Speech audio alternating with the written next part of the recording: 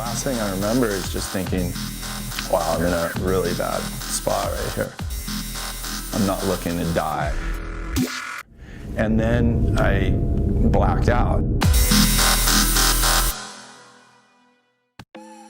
Surf travel has always been a big thing to motivate me. I was never interested in competition. I did a couple when I was a kid, but what I quickly learned was I didn't like sitting around all day and surfing crappy waves. What I really liked was trying to go find the best waves possible anywhere. I had been to this place in Sumatra once before and became friends with the 3 British guys who own the camp, and so I felt really comfortable going there on my own. Tim, one of the owners, came down and sat with us and just said, look, the charts for tomorrow are insane. There's a spot, it's an hour drive north from the camp, and he said, I'm really excited. We've been waiting for years for all these conditions to come together. I remember thinking in my head, you know, if it's really too big or scary looking, I don't have to go out. It's not like I have a bunch of ego invested in this, not looking to die or get hurt real bad. Right when we got there, there's just nothing, and there's nobody around for miles. And we pulled up, we were the only ones on the beach, and immediately we just saw this giant set hit the reef, and it was as good as waves get. It was huge, it was really hollow, and it was insanely perfect. I mean, it was by far the best waves I've ever surfed in my life. We were just freaking out from the get-go. I mean, the second we pulled up, and when we were paddling out, we just couldn't get out there fast enough. And the biggest sets were so scary that we weren't even looking at them. Like, when a big set came and we were out there, you just put your head down and scratch as hard as you could for the horizon. Like, nobody even considered catching one of the big sets. And then in between, you kind of scoot your way back in, and then these just perfect ones would come through. But there is an area of dry reef and kind of like a rock pile on the very inside. You immediately see it and you're like, oh, I'm not going to go anywhere near that. As we were sitting out there, we were telling each other, like, only go on waves that you know you can make, because it was just that kind of a day. It was that big and powerful, and it's actually breaking in really deep water, but you just knew the ramifications were going to be bad if you didn't make one. I got a bunch of really good waves, but the whole time I was being a little bit conservative. And so I knew it was getting towards the end of the session, and I looked at one of my friends and I said, I just want a crazy one. And as I was approaching it and just paddling as hard as I could, I was thinking, oh, I don't know. I knew I was really deep and it was going to be touch and go. And all the other waves I was dead set I knew I was going to make. And this one, right from the get-go, I was like, I'm not sure. And at the last second, I just looked and I thought I saw a line where I might be able to make it. So I was like, all right, fuck it, I'm going. And it actually let me into it really easy. I got in fast and I knew I was super deep on the wave, so I just immediately started pumping, and the thing just threw over me right away, and I was just standing in this crazy emerald green barrel. I'll never forget the vision I had on that wave, and I was really, really deep. Like, I could barely see just a hole in the end that seemed like it was down a hallway. And I was just staying close to the face of the wave, and I could see the thing throwing out, breaking, and then the white water coming back. It was nuts. And I pumped, and I made it through a bunch of sections, and all of a sudden it looked like I was coming out. And I was getting close to the exit, and I could even see, I got all the way just a couple feet from coming out, and I could even see that there was no more wave outside of it. Like, it was just going to end in the calm water. And that last section just pinched. When it hit me, I kind of let it just knock me off. And I went over. Then I popped up in the impact zone, and the first thing I did was think, okay, where am I in relation to those rocks? So I looked, and the rocks were like 50 yards away. I immediately turned my attention to this next giant set that was about to break on my head. And the mistake I made was I never looked back again. I was very calm. I was just taking real deep breaths. And in the meantime, there was a current that was sucking me sideways towards the dry reef that I never picked up on. And that was the big mistake I made. And at this point, I was just really zenned out, you know, thinking about, oh, just stay calm and doing all of that. I'm in a heavy situation right here. I might have to take some evasive action. And I didn't really do that. I thought I was in a safe place. I thought I was in deep water. I never felt like I was being pulled sideways by a current. And because I was so far out in the ocean, I couldn't see anything else other than the waves that were coming. I had no way to relate where I was. So then the wave came that destroyed me, basically. And now I'm almost in the channel, and this dry reef is right behind me, and I don't know it.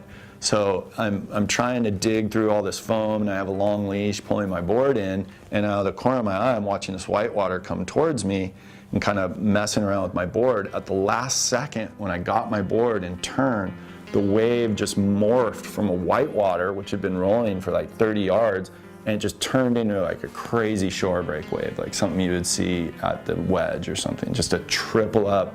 And it just happened in the blink of an eye, and it was right in front of me when it happened. I didn't even have time to dive under it or anything. If I had had one more second, I was so shocked. I couldn't even really believe what happened, what I saw. I just threw my board sideways, and the thing picked me up and sucked me over and just slammed me full force on the dry reef. I never even hit water. I heard the bones break. I remember the noise of all the air going out of me. You're trying to like self-assess. Am I, did I just puncture both lungs? Am I gonna die?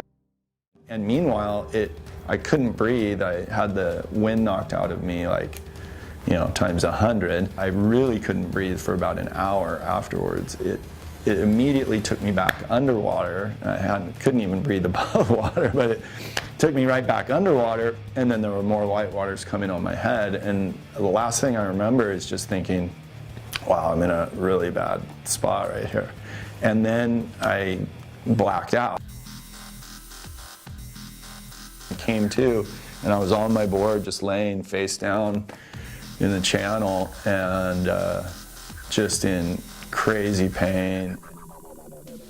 I was doing this weird involuntary moan thing that sounded really crazy, and to the point where I was telling myself, like, shut the fuck up.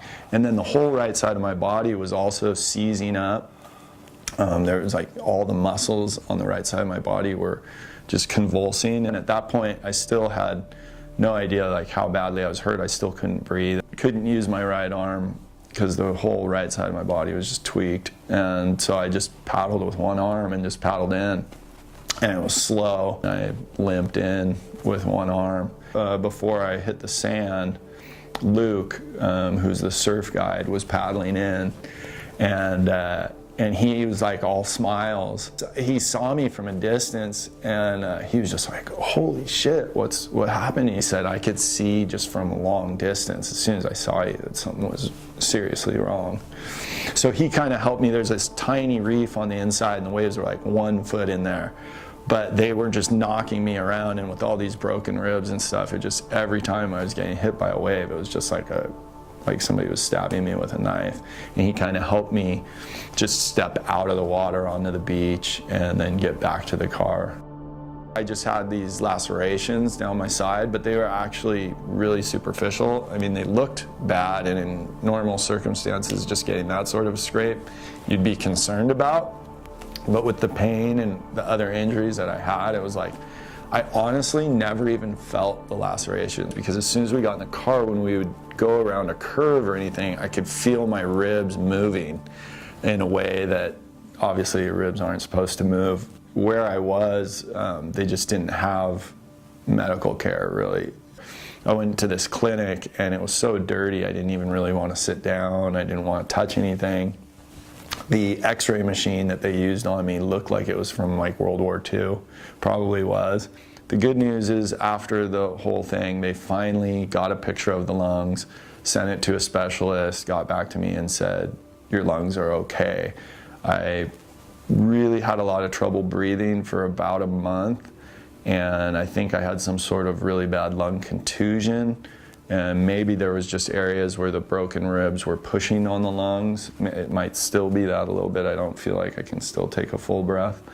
But at least that gave me the peace of mind to know that I could fly out of there whenever I felt up to flying. It's the fact that I let myself get into that really dangerous position and then get thrown over the falls the way I did.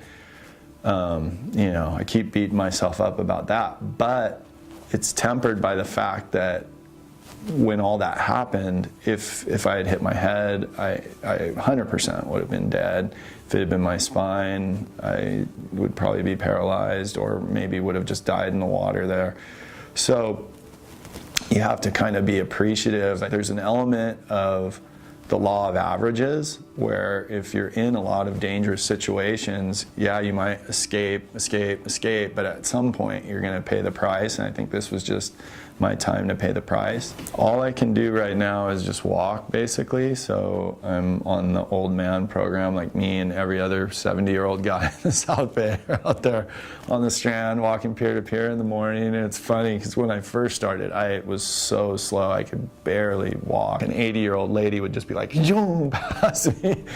But I'm getting a little bit better. I just can't wait to be able to surf again. The guys from the surf camp where I was staying, they got together the last night before I was leaving, and they came over and they kind of all hugged me, and they were like, hey, we want you to know whenever you want to come back, you're staying for free. You just tell us when you want to come. Definitely going back.